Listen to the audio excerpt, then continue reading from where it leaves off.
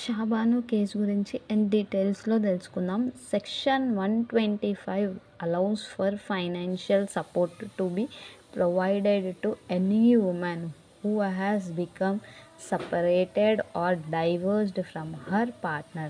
నేను ఇంతకుముందు చెప్పిందే మళ్ళీ ఎక్స్ప్లెయిన్ చేస్తున్నాను. ఎవరైతే వాళ్ళ హస్బెండ్ నుంచి సపరేట్ అయిపోతారో వాళ్ళకి ఫైనాన్షియల్ సపోర్ట్గా సెక్షన్ 125 కింద వాళ్ళకి మెయింటెనెన్స్ రావాలి అనేసి ఈ ముస్లిం లేడీ డైవోర్స్ మెయింటెనెన్స్ కింద సెక్షన్ 125 కింద కేసు వేసింది. సో నెక్స్ట్ పాయింట్ వచ్చేసి supreme court held maintenance to be provided for any women who has been separated from her husband irrespectively or religion under section 125.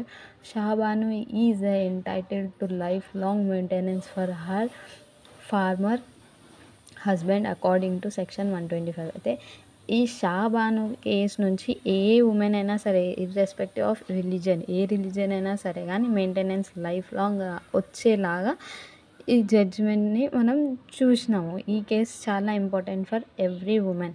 Section 125 కింద maintenance కింద మనం వేసుకోవచ్చు ఏ women అయినా సరే. సబ్స్క్రైబ్ టు మై ఛానల్, ఇంకా ఉంది ఇది కంటిన్యూషన్.